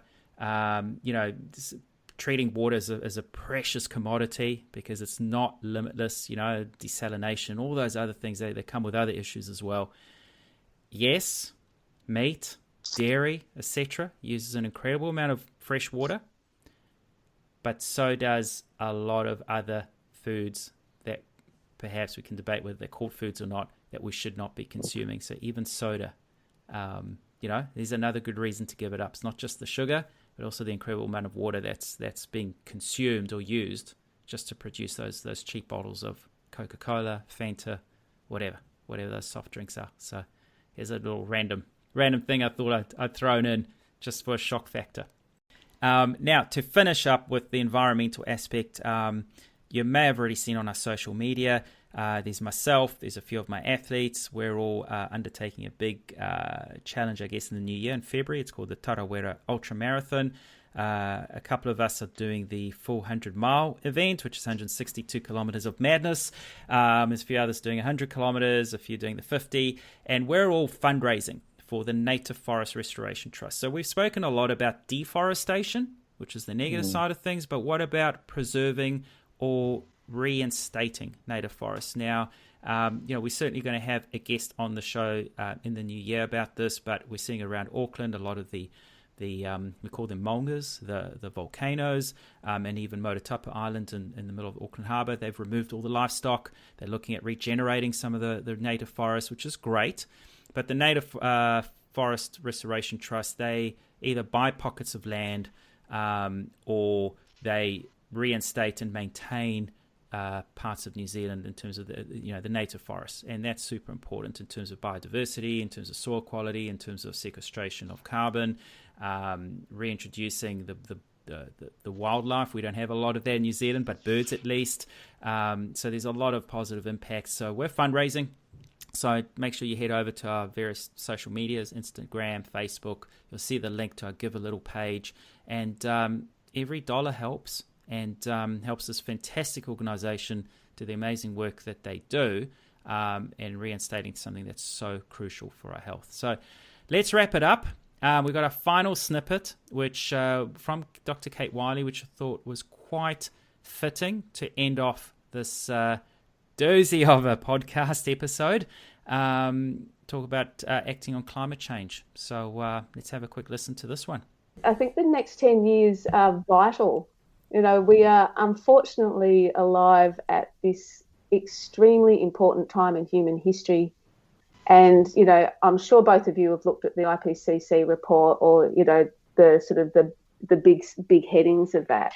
Yeah. And, one of the things they basically say, the 1.5 degree report, was that, for us to have a 50% chance of limiting global warming to 1.5 degrees, we need to halve global emissions by 2030 and reach zero net emissions by 2050. And so that first half, we have to do that this decade. The time is now. Acting on climate change is not a future problem. Acting on climate change is a current problem.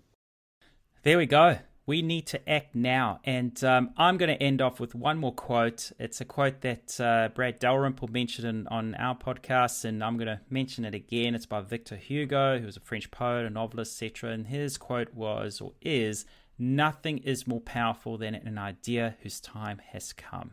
So for me, the time to go vegan, plant-based, whatever you want to call it, is now. Making small changes. We talk about them, but they're not enough.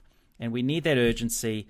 The biggest impact we can make regarding the planet when it comes to deforestation, the state of our oceans, the resulting climate change, and all the other overarching impact on our personal health is to stop consuming all forms of animal-based products. We're past the point of let's reduce meat intake, We can do this in a regenerative format. In my opinion, from a lot of what I've read, from a lot of who I've listened to, we've gone past that point. It's not enough. We need urgency. We need to be extreme now. We've been too extreme with what we've done. We need to go to the flip side. We need to stop. We've got enough cleared land now. We can regenerate a lot of it. And what we already have cleared is what we can use to produce enough food for the whole planet. So change is now. What you choose to eat will make the biggest impact to the health of you and the planet. Well, I think that's pretty hard to follow up on, but because that was quite a nice way of closing it out. But the one thing I'll mention is that the one issue I had with Kate's quote is that she says that we're unfortunate to be alive at the time that we are. But I actually see it differently, and I think we're fortunate because we get to be, if we choose to be, we get to be the heroes in the movie, so to speak. We get to be the ones who can save the planet, literally. And we get to, I think it's a very exciting time to be alive, and that, our individual efforts and our collective efforts, we really have the opportunity to turn this around. And you're hearing on this podcast from these guests and speakers a lot of the knowledge and the science to back up what needs to be done. And so it's a matter of getting everyone together and us all collectively as well as individually realizing this and turning things around. And I really believe that this is going to happen. And I think this year, difficult as it has been, and with this virus that we've had, I mean, as far as medicine's concerned, to have a vaccination that's now available for it and to have several of them within a year's time. I mean, I was thinking this is going to take at least a couple of years or so. But what's happened is with the motivations that there's been, with the call that there's been from humanity to do something about this, people have been able to. We've got the minds, we've got the resources, and we can beat this thing. We can turn this around. We can make a better planet. We can make a better place to live. And it's just a matter of us doing that. And I think it's, we're lucky to be in that situation. And this is, how we decide to act on this is how history is going to record us. And if there's still anyone recording history even. So it's an opportunity, and yeah. I'd just like to follow up from Kate's point. It's been 5 years since the Paris Climate Agreement. If we keep going the way we have been going for the last 5 years, we're on track for 3 degrees warming. However, there was some really, cool news that came out of the Global Carbon Project just this week. Carbon emissions dropped 6.7% in 2020. So that's the largest one-year drop in history. So that gives us a really exciting opportunity to make 2019 the peak of our global greenhouse emissions if we choose to. So I'm sure a lot of people will breathe a sigh of relief when that clock strikes 12 on New Year's, and they think, oh, it's over, we got through it, we can go back to normal. I'd just like to say, please don't wish for normal, because normal was the problem. Normal is what got us here in the first place. So COVID-19, it's presented us with a lot of pain and suffering, absolutely, but it's presented us with a really rare opportunity to do some deep reflection, change the way our society works, what we place value in, and it gives us a chance to rebuild our future, our children's future. So let's do that together. Let's stay safe and well over the holidays, and let's hope that let's take action together so we can create a better 2021. There we go. Our closing statements for 2020. Thank you so much to the two of you. Luke, as always, thank you for being a fantastic guest. Emma, thank you. We're going to close out with a few little outtakes, funny bits that we've managed to record over the year. Just a couple. Enjoy them, and we'll see you in the new year. Luke, welcome to the show. Thank you for dialing in. Oh, right. So, how do you want to do that again? This is going to be a perler. Well, these key pillars of health. Oh, just fuck that up. And thanks for sharing such a great resource to so many listeners. Oh, okay. Is that Emma? I thought you were going to butt in. Sorry, I thought I heard you click off the. No, I haven't. Recording. Still recording. Sorry, I heard it. Hello, everybody, and welcome to episode 21 of our episode of our. No. I'm gonna start that again. Oh man. Emma, come on, Emma. I'm totally okay. Sorry. I can't even remember what you said. There's no... Are we recording? Yeah, we're recording. Come on, Emma. But you're the doctor. I'm just the dietitian here. So we had. I've gone blank there, Emma. I guess. Shit. Okay, hang on. Woo! It's a good outtake. Okay. Merry Christmas, people. Feliz Navidad. Thank you for listening to the Lentil Intervention podcast. If you found this interesting, make sure you subscribe and share it with your friends.